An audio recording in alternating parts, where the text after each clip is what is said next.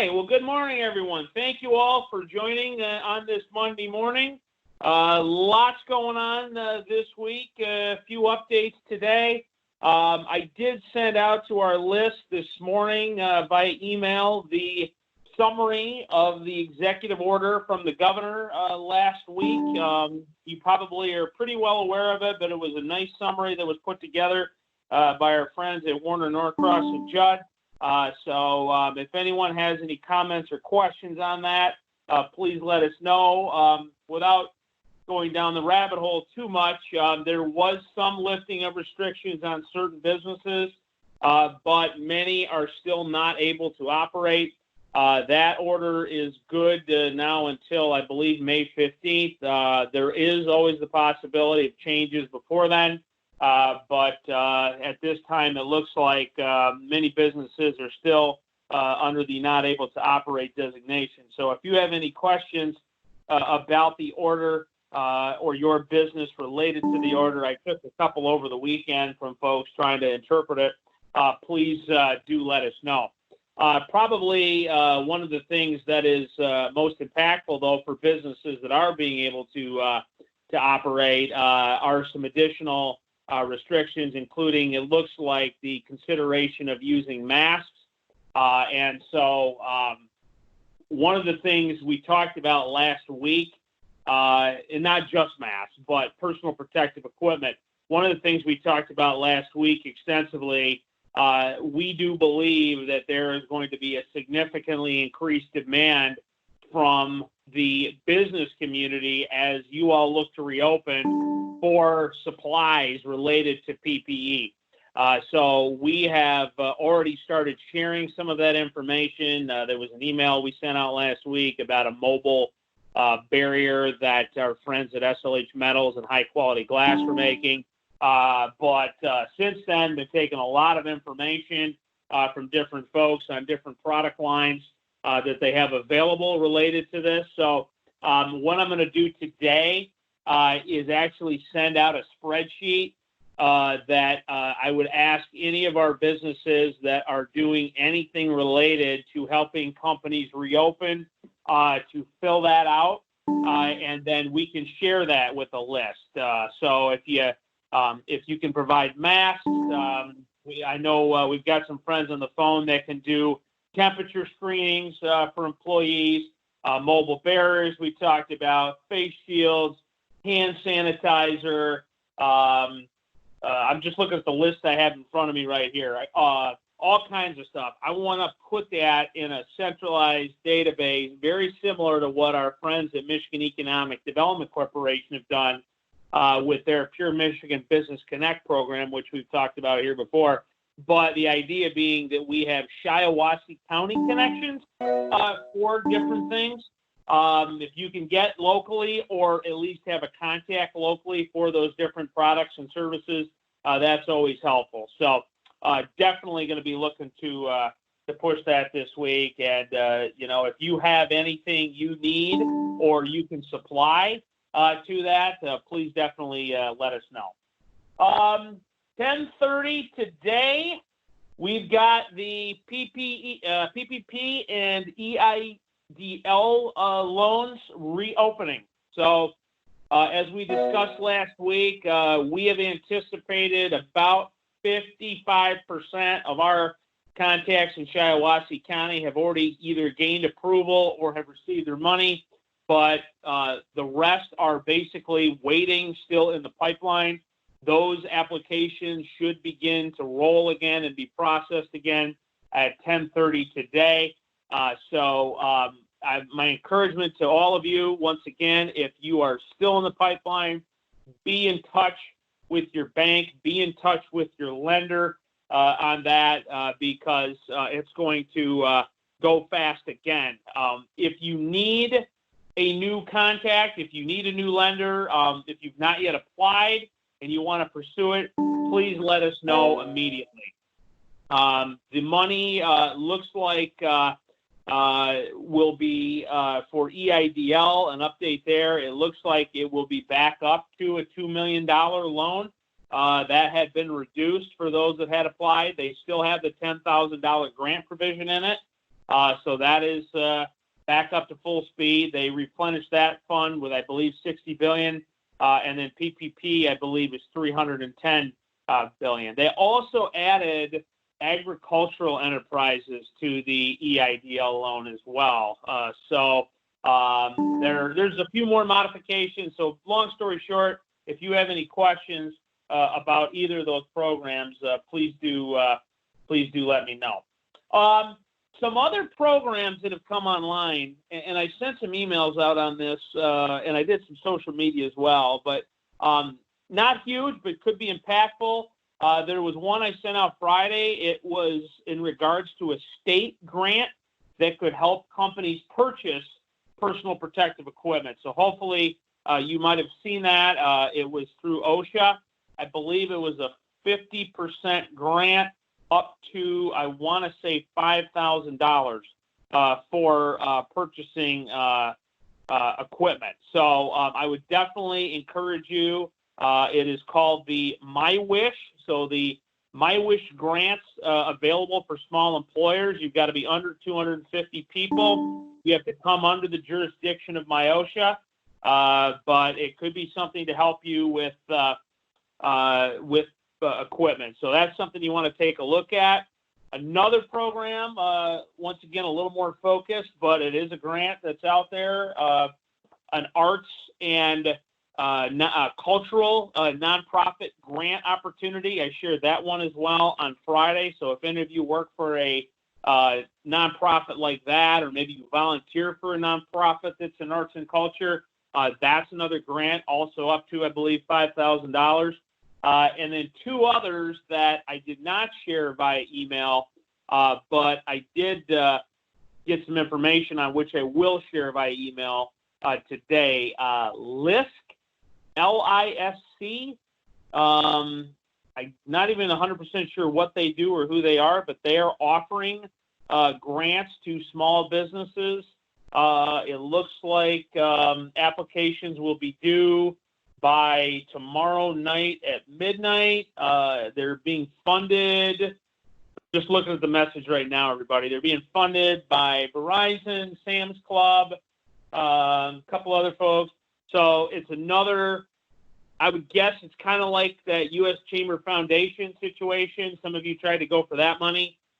Corporate entities funding this for small business. So I'll send you some information on that. And there was another one here, Salesforce. So that's a database system.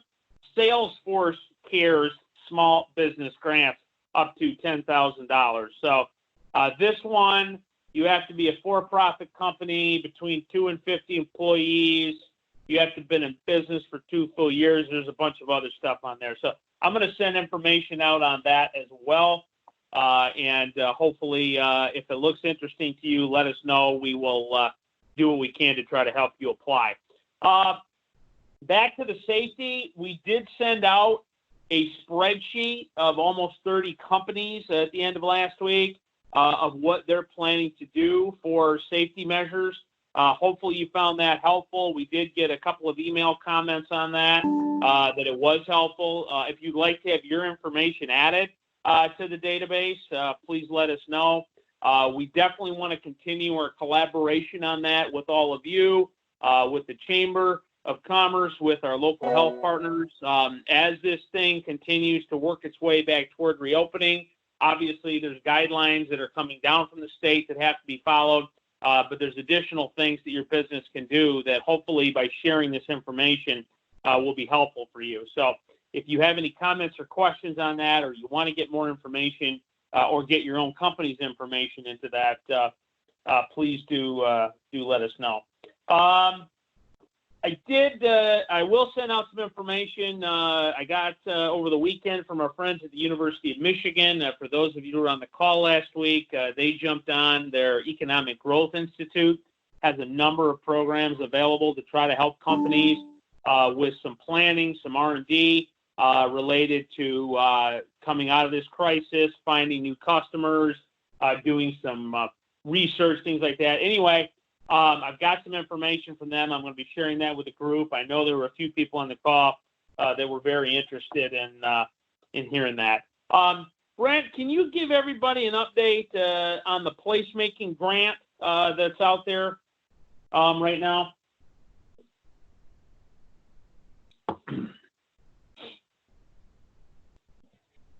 Yep. Can you hear me? Yep, you're good. Okay. So this is a program coming through the I-69 SUM region.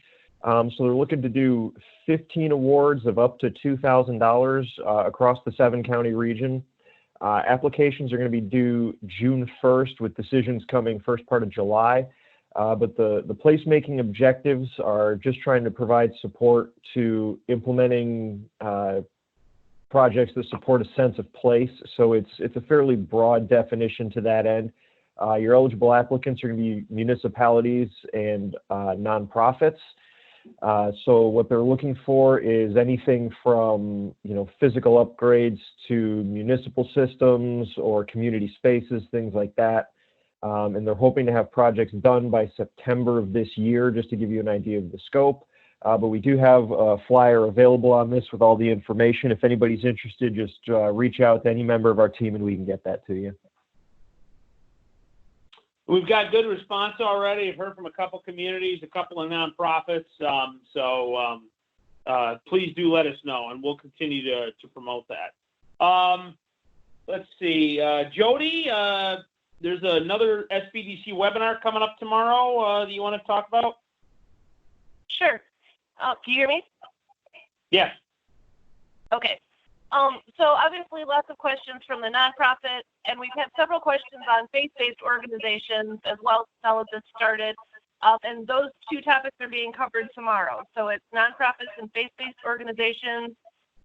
Through the SBDC, they're doing a webinar at 2 o'clock tomorrow. I sent Justin the link, so if you click on the link he is going to forward out, you can register ahead of time, and after the webinar you'll get a recording and links to all of the different resources that they talk about on the call. Okay, and I'm sending that out to the list right now. Jody, while you're still on, we talked extensively last week about the gift basket, or the gift, I should say gift package. I keep using the term gift basket, but it's not just a basket itself, a gift package.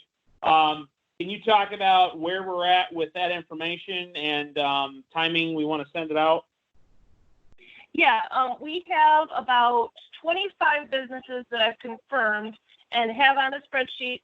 Basically, we're providing the business name, the town they're located in, contact information, and what items they have available. So like Justin said, we kind of started out with a gift basket idea, but there are other gift ideas as well.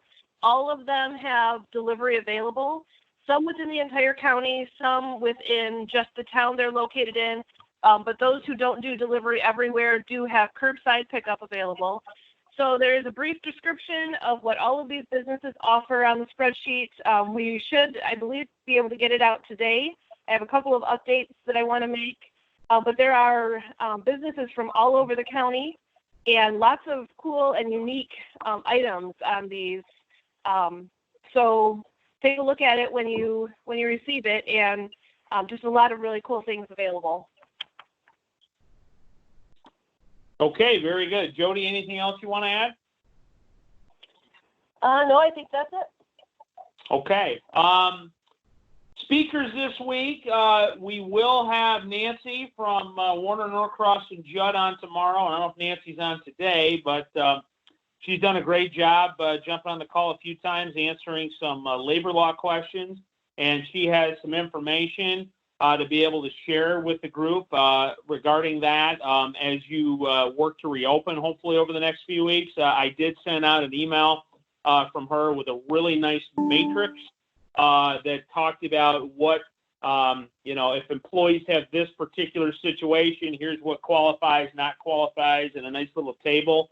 Some of you really thought that was good information. That email was sent out at the end of last week. So Nancy will be joining us tomorrow to give an update.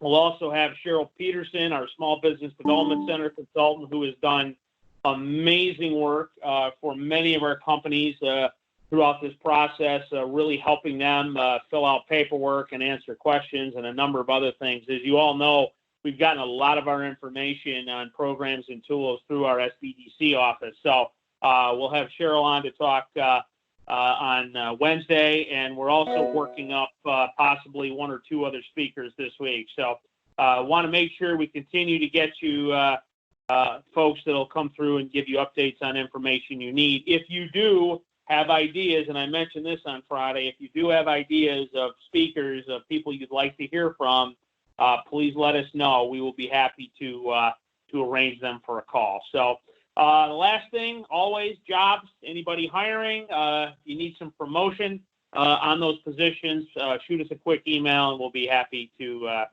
do so. So with that, we will open the floor up. Any comments or questions, hit *6 on your phone.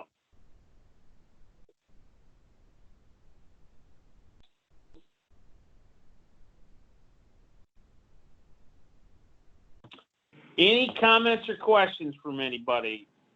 Justin, this is Rich. Yeah, Rich.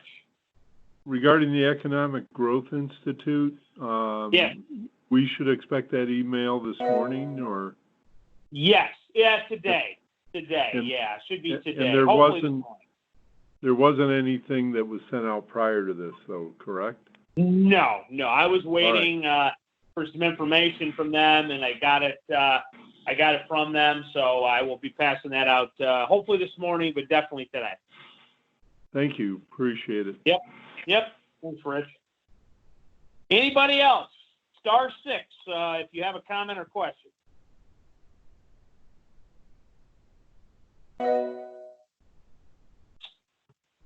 Last call. And as always, of course, we're available if anything comes up during the day. But give us a call, shoot us an email. And I guess with that, thank you all, and we will talk to you soon.